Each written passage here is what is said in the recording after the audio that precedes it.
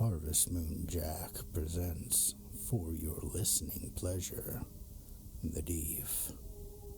We called it The Deef. It was supposed to be a joke. We had a game, the group of us. It didn't really have a name. It was just a cryptoid game.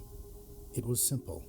Every time we got together, one of us had to share a monster story. That was basically it. We had started it back in college and just sort of never really stopped.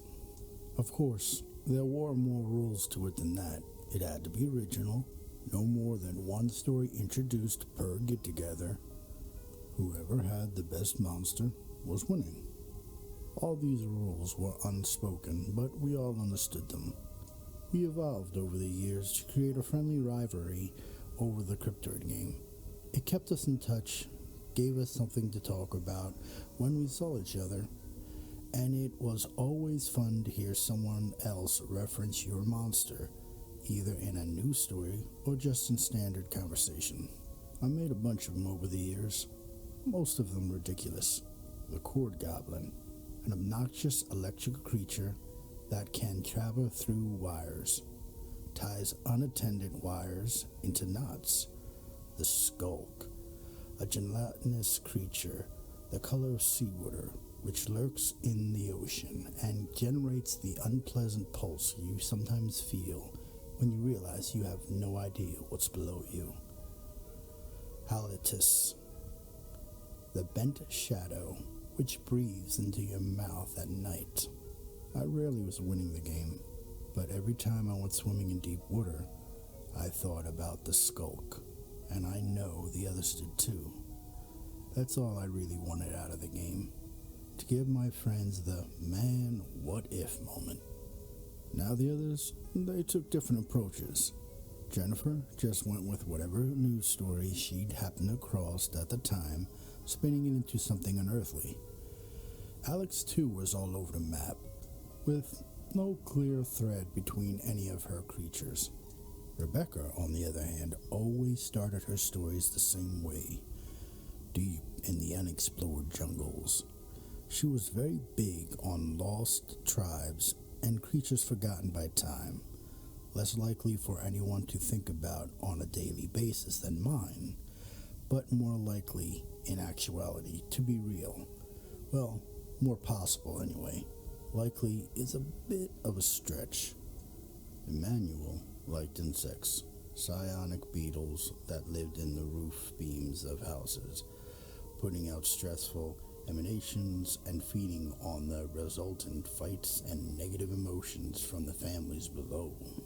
Gnats that would lay eggs in tear ducts so the maggots could wriggle their way into the sinus cavity, hiding safely and feeding off mucus until they grew into their adult form.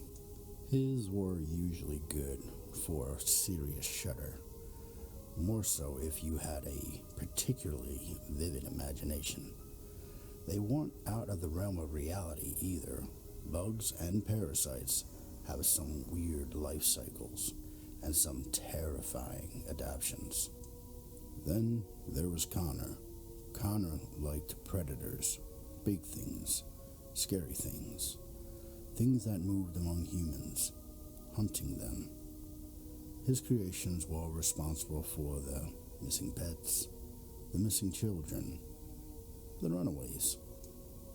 Like Rebecca's, his stories always started the same way.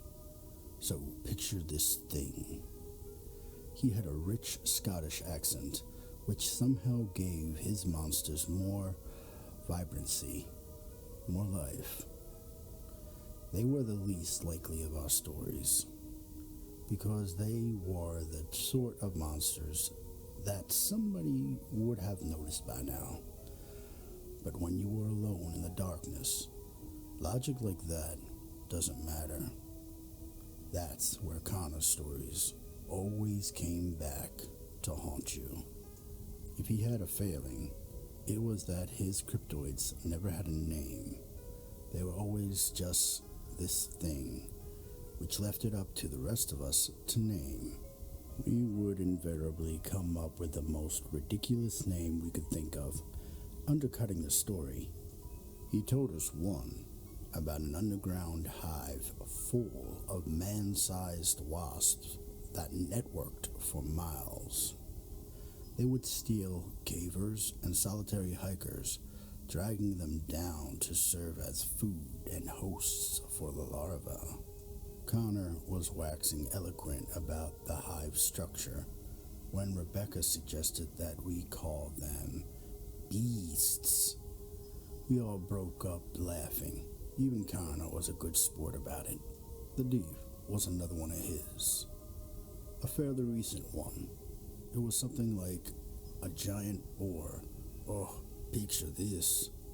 Only with the grace and speed of a tiger.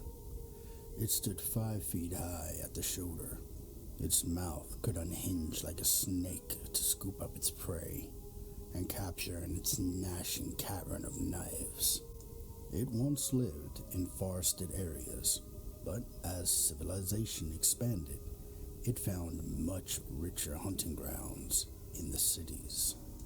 Connor told us it evaded detection through its speed and slickness of motion. Despite its size, it could slide undetected into alleys behind cars and any of the 1,000 overlooked urban hiding places. It slept during the day and hunted at night when its dark coat provided camouflage in the darkness.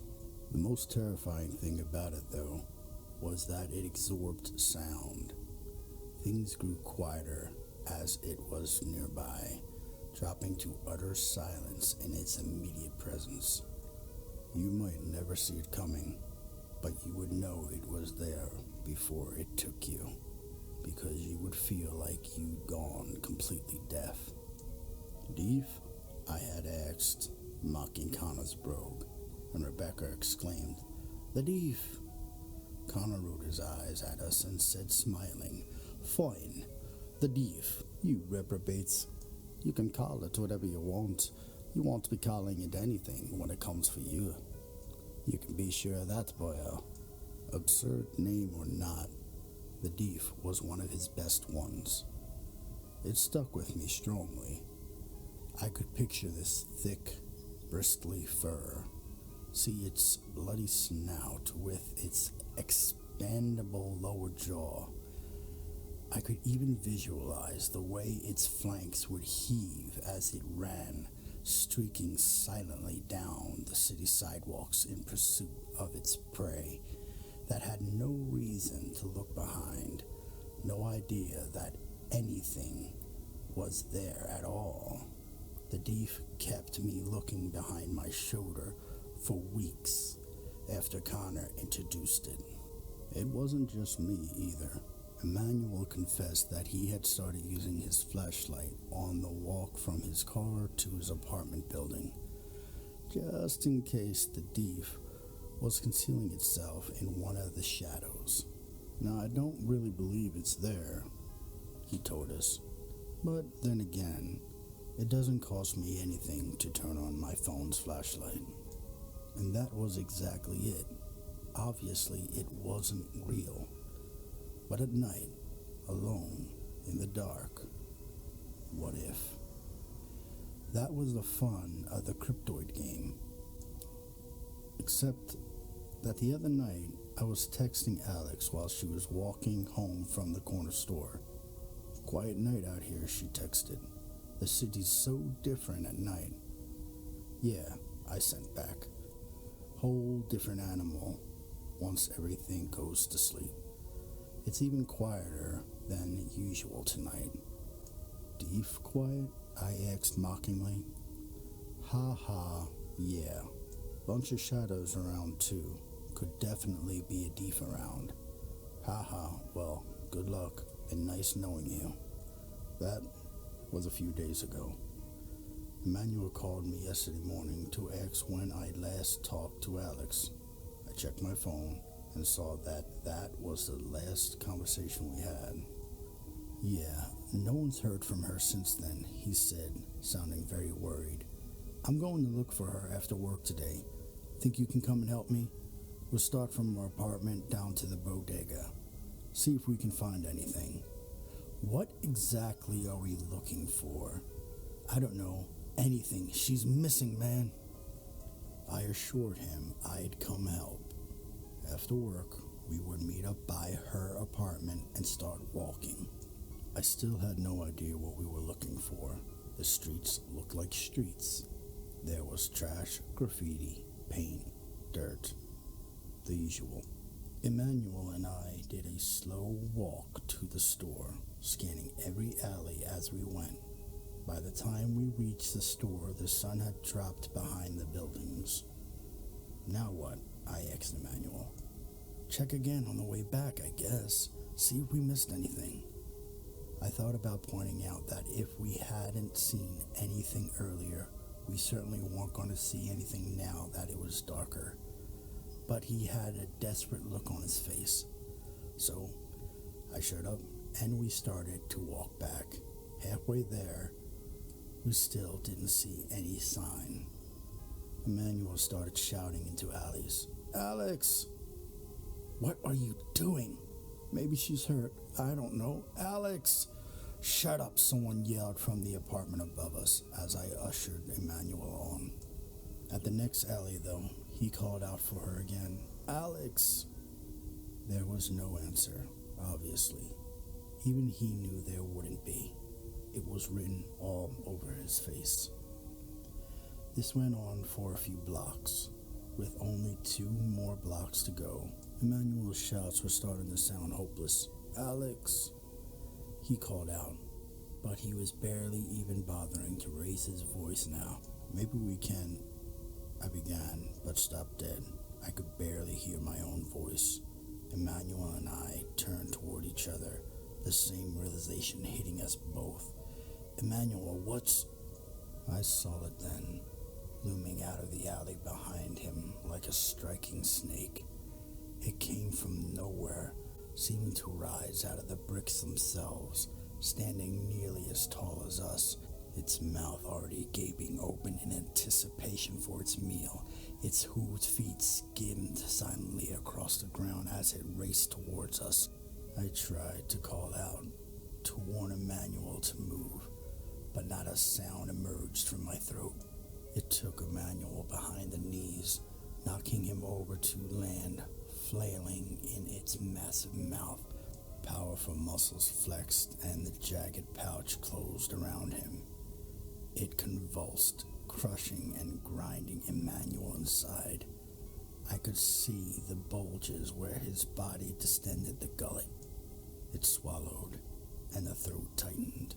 It swallowed again, and it grew smaller still, the 3rd time, and it was back to normal size. It had consumed Emmanuel in seconds. He was gone, not even a drop of blood remaining. And all of this happened in total, horrible silence. Its meal finished, the Deef lowered its head and looked me directly in the eye.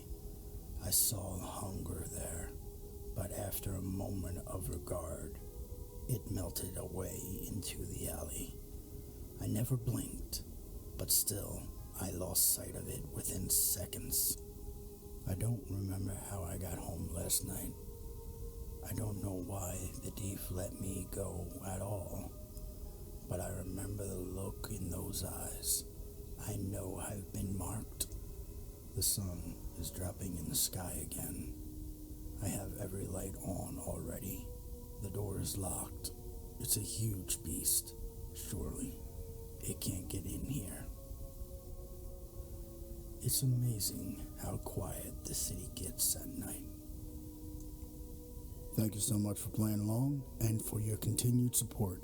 If you enjoyed this narration, please hit the like button, subscribe, and hit that bell icon. If you have any stories you would like me to narrate, please leave them in the comments. And as always, if you hear a sound in the middle of the night, don't go investigating.